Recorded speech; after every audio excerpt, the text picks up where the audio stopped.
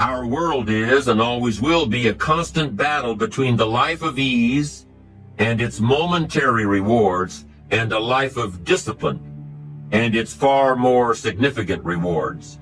Each has its own price, the price of discipline or the price of regret. We will pay one or the other. What we wish we had done is the voice of regret, speaking in a sorrowful tone at a time when there is no going back. This is regret. No second chance. No what would I do differently. Choose one or the other, but both will have their price, the price of discipline or the price of regret. One costs pennies, the other a fortune. The first lesson of discipline is that it isn't the easiest option. The second lesson of discipline is that it's a full-time activity. And we've said that the best form of discipline is consistent self-discipline. You see, the discipline that it takes to make your bed every day is the same discipline necessary for success in the world of business. The discipline to organize your garage is the same discipline to organize your business. All disciplines carry through to affect all parts of our lives. If we're disciplined in just one area and lazy in another, guess what? Pretty soon the lazy side will creep in and destroy the disciplined side. The bad habits in one area of our life will eventually destroy our self-discipline in the areas we've been working on. Consistency cannot be inconsistent. Discipline is the mind being trained to control our lives. Discipline is a set of standards which we've selected as a personal code of conduct. Discipline is imposing on ourselves the requirements for honoring these standards. Once we've adopted these standards of behavior and conduct, we're committed to honor them. And if we don't, then there can be no disciplined activity.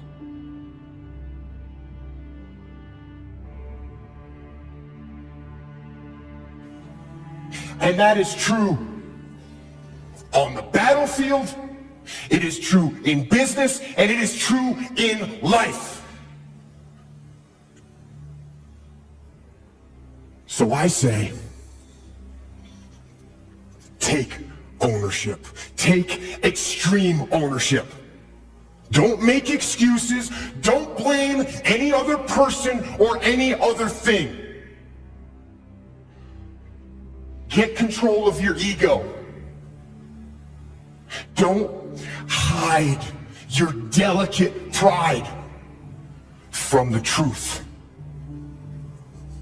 Take ownership of everything in your world, the good and the bad. Take ownership of your mistakes, take ownership of your shortfalls, take ownership of your problems, and then take ownership of the solutions that will get those problems solved. Take ownership of your mission. Take ownership of your job, of your team, of your future, and take ownership of your life.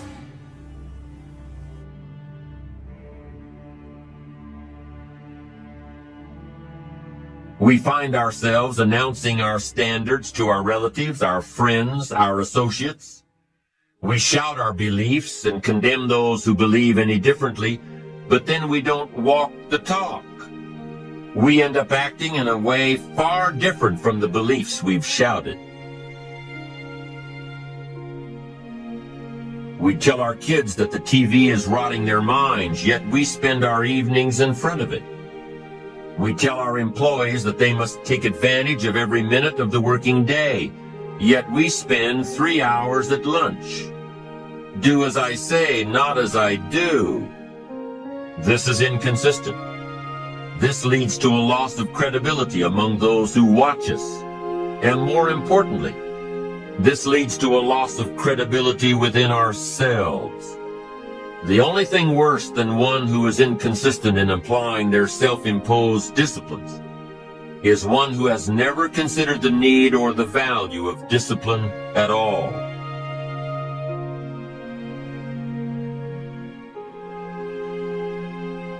These people seem to wander aimlessly, changing procedures, changing standards, changing loyalties, and shifting frequently from one commitment to another, leaving behind a trail of broken friendships, unfinished projects, and unfulfilled promises, all because of a discipline that was either non-existent or imposed so infrequently that it was ineffective. Here's the third step to becoming consistently self-disciplined. Number one is realizing that discipline isn't the easiest option. Number two, discipline is a full-time activity, day by day, every day. And the third step to becoming self-disciplined is really a philosophy that holds one of life's unique promises. Number three simply says, for every disciplined effort, there is a multiple reward. That's one of life's great arrangements.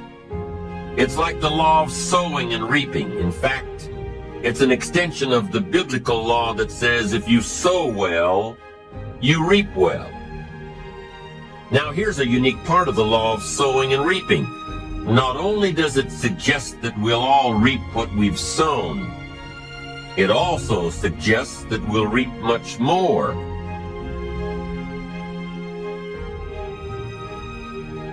Life is full of laws that both govern and explain behaviors. But this may well be the major law we need to understand. For every disciplined effort, a multiple reward. For every disciplined effort, a multiple reward. What a concept. If you render unique service, your reward will be multiplied.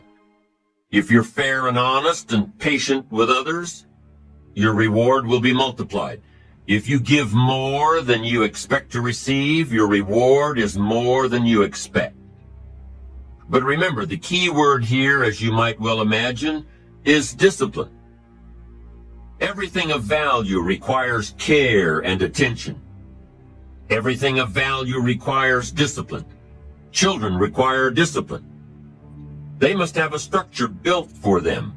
They must have boundaries to work within so they feel secure and comfortable to explore and grow. They must learn to recognize what's right and what's wrong, what's acceptable behavior, what's not acceptable. Children require unwavering discipline, consistent discipline, or they'll be confused as to how they're supposed to behave. Likewise, our thoughts require discipline. We must set up our inner boundaries, our codes of conduct, or our thoughts will be confused. And with confused thoughts, we'll end up being confused, hopelessly lost in the maze of life. And confused thoughts produce confused results. Look around you at this very moment in time. What might you be doing that needs attention? Perhaps you're on the brink of giving up, or starting over, or starting out. And the only missing ingredient to your incredible success story in the future is a new and self-imposed discipline that will make you stay longer and try harder and work more intensely than you ever thought you possibly could. Philosophy is our ability to gather knowledge and sort through it and decide what's valuable. To develop a philosophy about life, a philosophy about our health, a philosophy about our family relationships, a philosophy about economics. And if you develop the right philosophy, that's what helps to set this sail so that in 6 years it takes you where you want to go, instead of winding up like I did that first 6 years of my economics, broke, no money, empty bank account. The right philosophy. Now let me give you a couple of philosophies to consider. Here's the first one. It's called the philosophy of the poor. And here it is.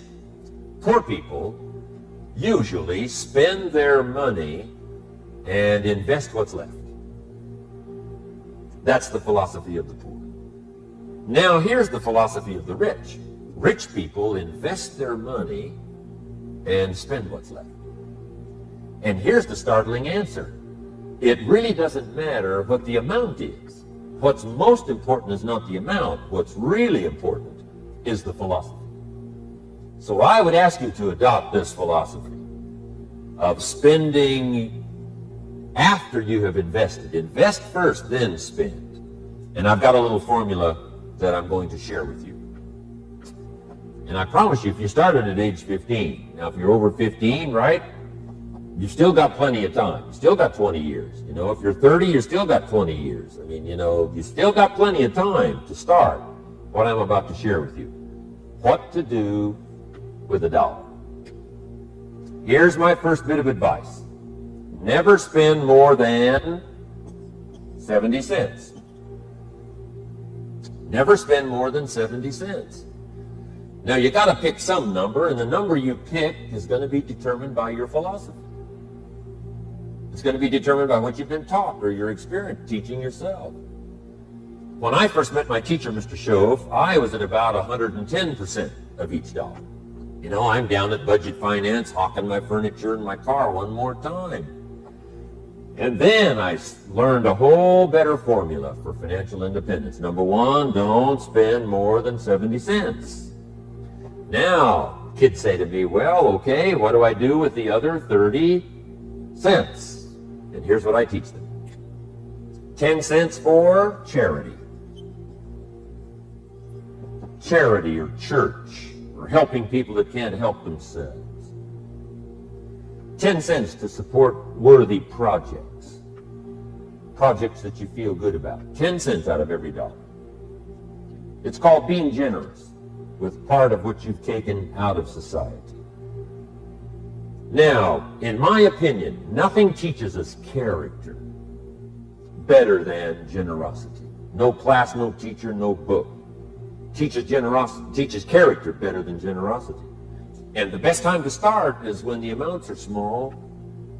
And I know if kids learn these lessons well, they'll give a dime out of $1, help people that can't help themselves, support worthy projects. Or if you belong to a church, they teach tithe, peace of. That's very important. Now, because when the amounts get larger, sometimes it's a little more difficult. You know, giving 100,000 out of $1 million, someone says, oh, if I had $1 million, I'd give 100,000. I'm not sure. That's a lot of money. So the time to start is when the amounts are small. 10 cents out of $1. Okay, next 10 cents I call active capital. Active capital means do something to make a profit. Active capital. Set aside a portion of your income. Wages are okay, but I'm telling you, wages will make you a living. Profits will make you a fortune. So set aside part of your income as capital, called active capital. Any kind of project you can possibly think of, you can possibly come up with. So, 10 cents out of your living, out of the money you earn, set aside for capital. Capital to try your best to show a profit. Profits are better than wages. One, you can't usually start wages until you're about 16, 15, 16, but you can make a profit long before you're eligible to start earning wages. And then there's no limit to profits, and they can double and triple and quadruple. You know, there's no limit. It's incredible how fast profits can grow. So profits are better than wages. Wages make you a living, profits make you a fortune. Now, the third 10 cents is vitally important.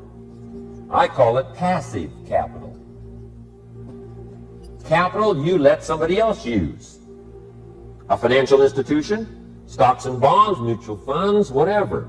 Let someone else use it. You furnish the money. They use it to make a profit, but they pay you for the use of it, called interest. And here's one of the things that'll make you financially independent fairly quickly, and that's called compound interest. And this is how you get it. Letting someone else use a portion of your money, your substance. They show the profit, they pay you interest, And this passive capital, I'm telling you, over a sustained period of time, if you'll develop this little 10, 10, 10, and 70, especially starting at age 15, I'm telling you, by the time you're 35, you will be financially independent. You'll have the ability to live from the income of your own resources. And then one more point on passive capital. There's a Bible philosophy. I'm an amateur on the Bible. But there's a Bible philosophy that teaches the borrower is servant to the lender. And if you want to be in a powerful position as you grow older, finally when you become mature, maybe have your own business, things have worked out for you for the future, the position you always want to be in is the power position. And that's called the lender. The lender is the power position.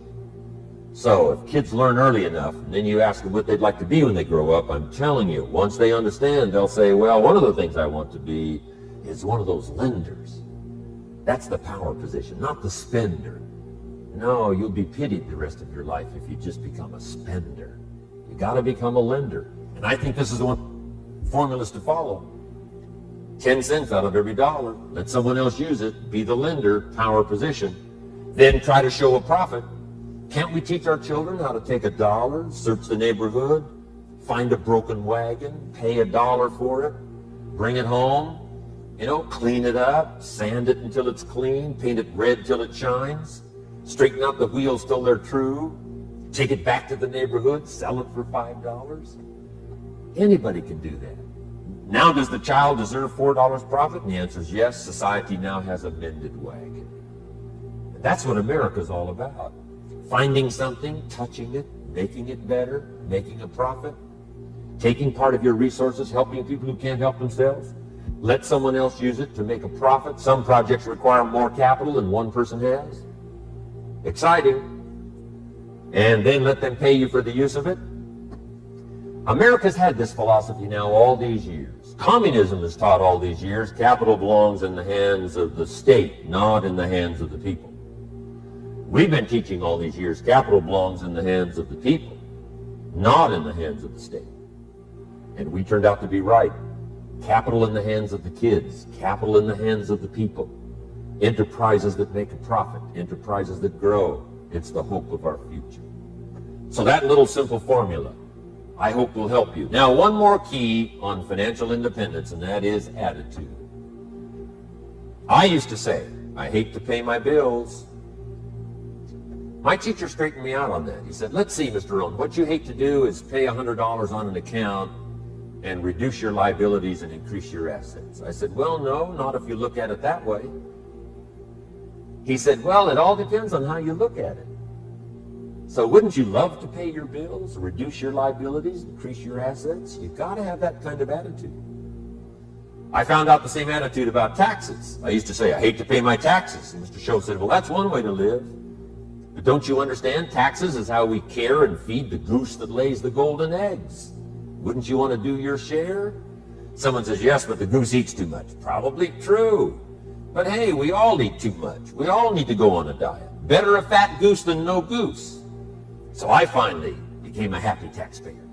I gladly pay, do my part, because that's what makes the whole system run, each of us doing our part.